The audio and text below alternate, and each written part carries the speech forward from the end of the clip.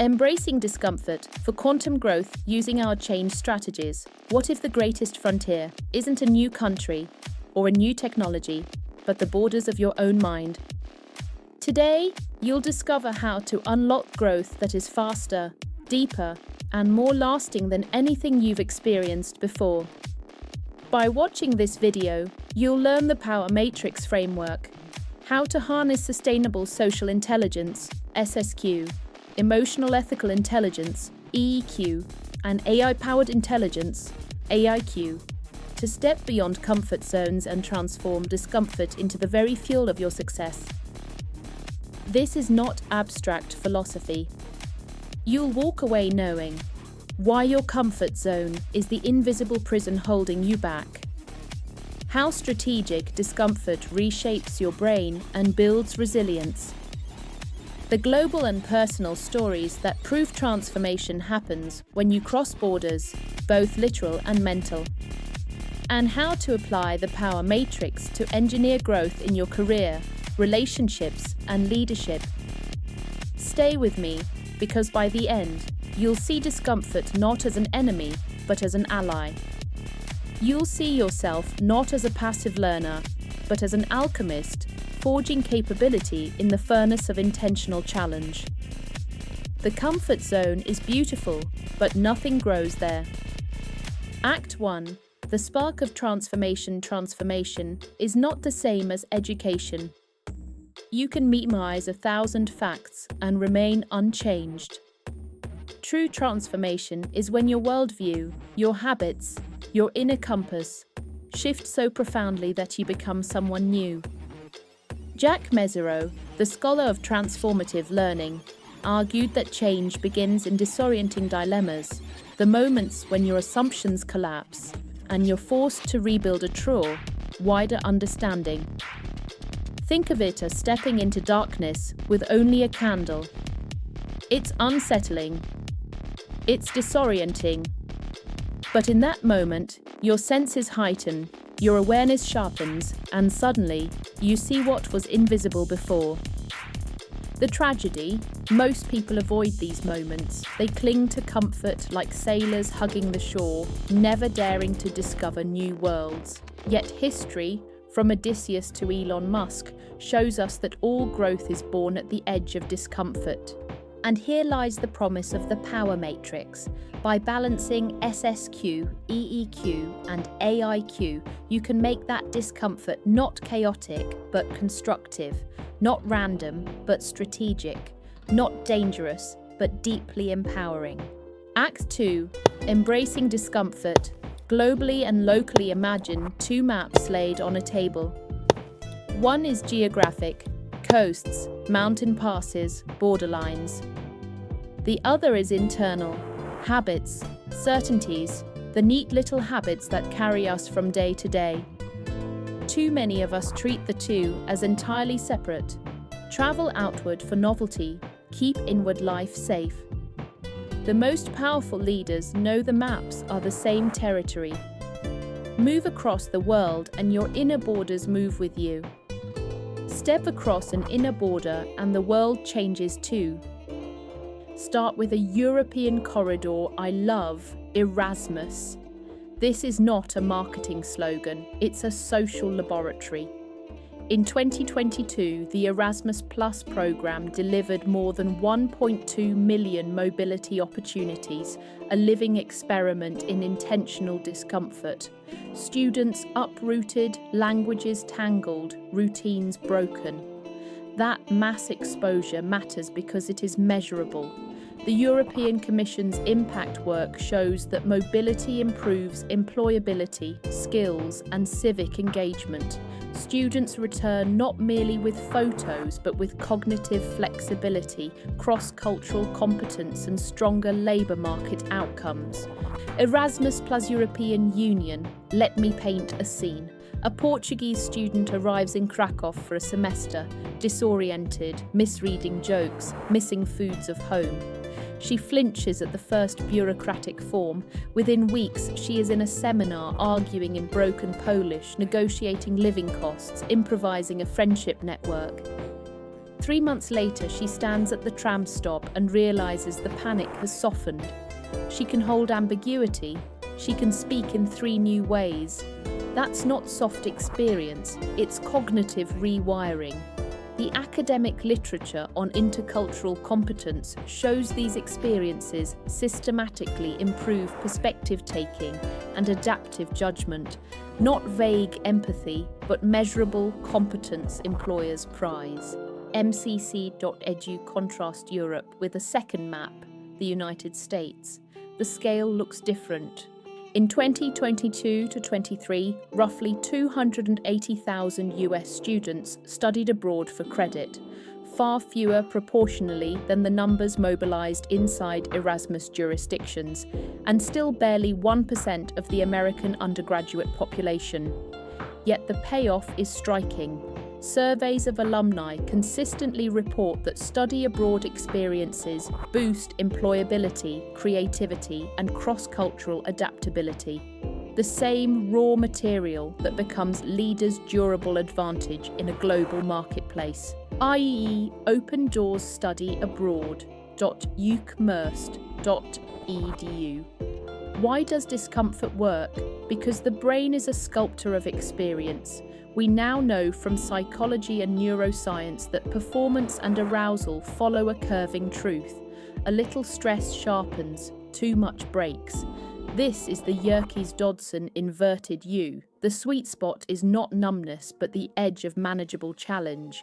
Stress inoculation approaches do the same for resilience. Repeated, controlled exposure to challenge builds coping scripts, not trauma. In short, microdoses of intelligent discomfort inoculate you for larger tests. Springer Link Melissa Institute.org. Now, pull the maps together. The Portuguese student's mobility is an example of SSQ in action, sustainable social intelligence. She learns to steward relationships across time zones, to notice how local constraints shape system outcomes.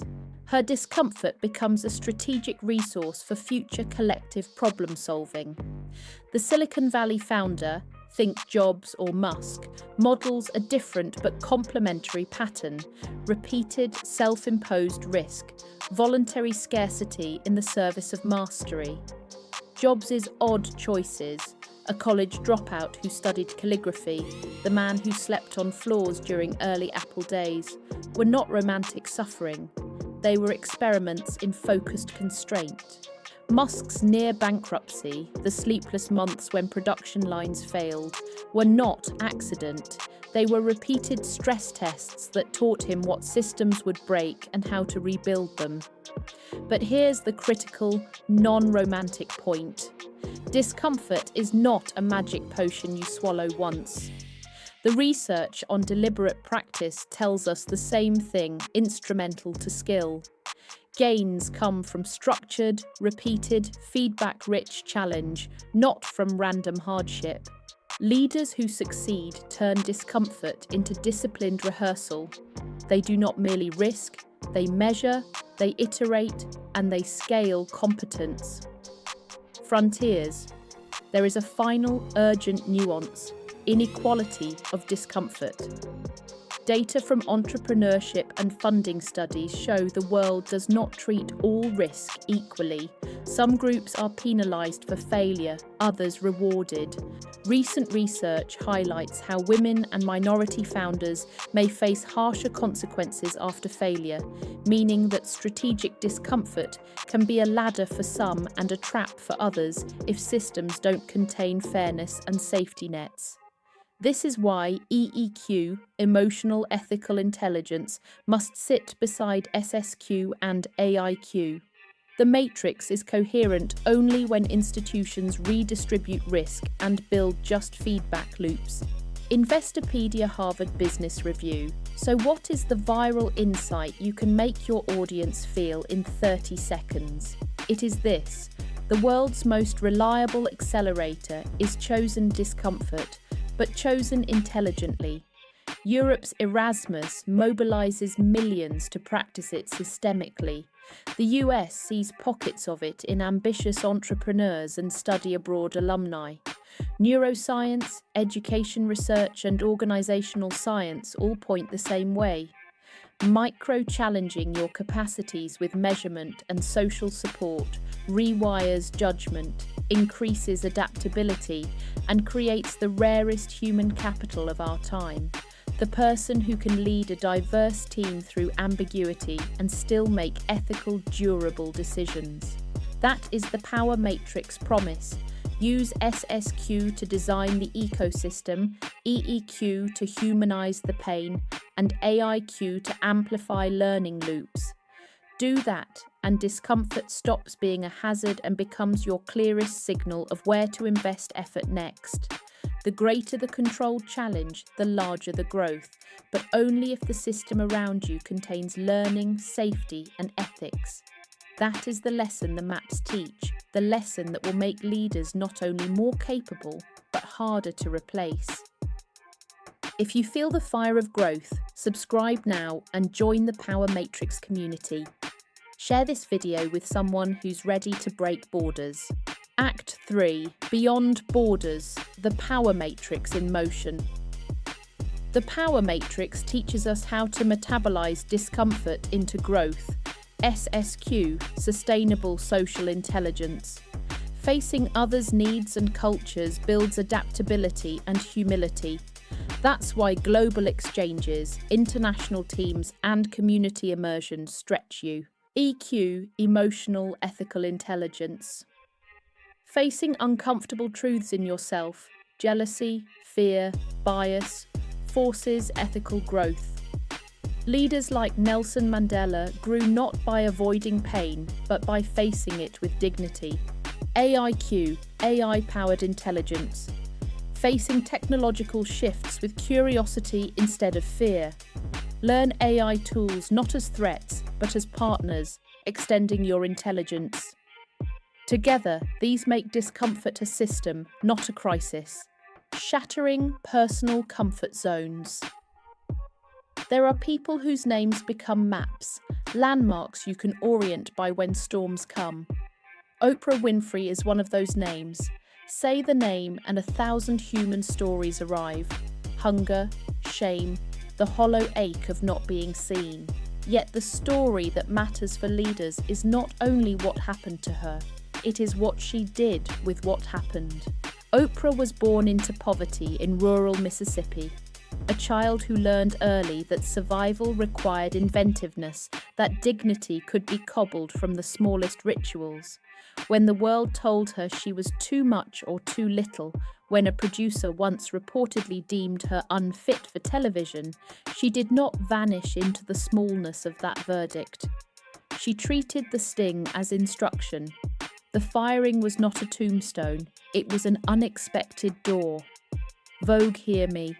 This is not glamouring pain. This is a method.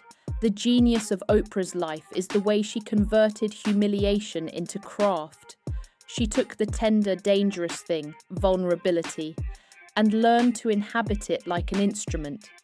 She discovered that what the culture called weakness could, under disciplined practice, become magnetic strength. She made vulnerability a platform, then a discipline, and then an industry. Brené Brown's research makes this precise. Vulnerability is not the opposite of strength, but the pathway to connection and courage. Leaders who practice it create trust. Leaders who hide from it build brittle empires. Harvard Business Review, Oprah's alchemy worked because she did 4 things with her discomfort that every aspiring alchemist must learn. First, she ritualized reflection. When life threw her off course, she returned to questions that mattered. What did this hurt teach? Who have I stopped hearing? Where does my power lie when I am emptied of pretense? Ritual is not mystical, it is cognitive engineering. Neuroscience and the clinical literature on post-traumatic growth show that people who process trauma deliberately, through reflection, narrative, and social support, often report not only recovery, but measurable growth in meaning, relationships, and purpose. Pain, when examined rather than buried, becomes a vector for deeper capacity. PMC second, she practiced story as strategy. The Harvard Business Review shows leaders who can tell clear human stories mobilize organizations. Narrative translates emotion into direction. Oprah turned personal testimony into shared experience. She taught millions how to see their private wounds as common human tissue. That's not soft empathy, it is leadership craft at scale. Harvard Business Review. Third, she built circuits of care, the social networks and institutions that translate individual grit into communal change. Her work was never purely autobiographical.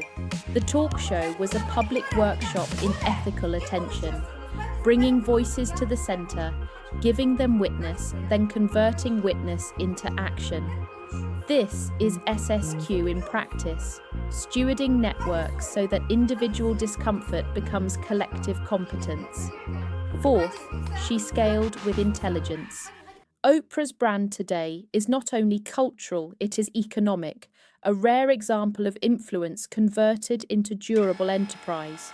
Her reach and resources, recognized among the very wealthy by major wealth trackers, enabled her to invest in media, philanthropy, and education, turning a personal story into structural change. This is AIQ adjacent, using tools and platforms to amplify human insight without erasing the human heart. Forbes, and there is a crucial ethical contour here that too many leadership narratives skip. Not everyone's risk converts the same way. Research shows the pathways from failure to future success are shaped by social support, institutional fairness, and the safety net beneath a fall. What looks like courage in one context looks like recklessness in another, which is why EEQ must always sit beside SSQ and AIQ. Without ethical scaffolding, the push to embrace discomfort becomes a sword that cuts the vulnerable first. McKinsey & Company PMC listened to this. Oprah did not stumble into mastery. She made discomfort a daily practice. She learned to tell the truth in public, to hold space for other people's pain, and to transform private wounds into public work. It is what Tedeschi and Calhoun describe in the literature on post-traumatic growth. Trauma does not guarantee growth, but processed well. It often precedes a deeper orientation to life, more gratitude, stronger relationships, new priorities. Oprah's life is a case study of that thesis made vivid. PMC. For leaders listening now, the lesson is both practical and poetic. Choose disciplined discomfort. Design your micro-experiments, one brave conversation this week, one deliberate failure to learn from, one public piece of vulnerability you are prepared to own. Build the social circuits that turn those micro-experiments into collective learning. Use tools, digital, analytic, organizational, to magnify what you learn, not to drown it. And when you do, you are alchemizing, turning lead into gold, pain into purpose, private weakness into public power. Oprah became a name people could trust because she refused to hide her wound. She translated it into a life that remade other lives. That is the Power Matrix in motion. SSQ to design the field, EEQ to humanize the labor, AIQ to amplify the harvest. Turn your wounds into wisdom, she says, and the world listens. Do not shrink from that invitation. Step into the ritual. Make the furnace your friend. Act V. Sustaining the transformative journey. Transformation is not a headline. It is a heartbeat, a cadence you learn to keep. Not a single event, but a rhythm. Discomfort, reflection, integration, new equilibrium, new discomfort. We rise, we settle, we are tempted to rest, and in the settling, the old limits creep back. That relapse is the quiet enemy of greatness. The solution is not harder willpower, it is practice and architecture. The Power Matrix gives us the scaffolding. SSQ, Sustainable Social Intelligence, asks you to design your environment like an ecosystem, not a to-do list. Create quartered seasons in your year, 90 days of edge work, then 3 weeks of repair. Invite a council of elders, a small trusted circle who see you when you blink and call you back into truth. Build rituals that make discomfort habitual and safe. Quarterly sabbaticals for learning, monthly cross-cultural exchanges, a team rota that rotates the hardest roles so competence is distributed, not concentrated. This is how communities become resilient, not brittle.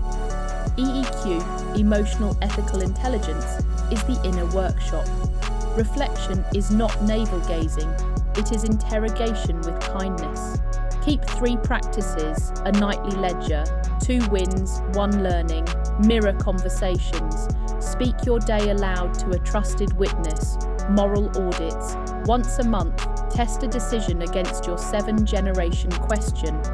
These are small, deliberate acts that convert shock into sense. Emotional work without structure becomes sentiment. Structure without feeling becomes cruelty. EEQ stitches them together. AIQ, human IQ empowered by AI, turns repetition into insight at machine speed. Use AI to rehearse hard conversations, simulate market shocks, and accelerate deliberate practice. Micro-feedback on a pitch, simulated negotiation opponents, pattern detection in your calendar that shows where you leak focus. But insist on human judgment at the throttle.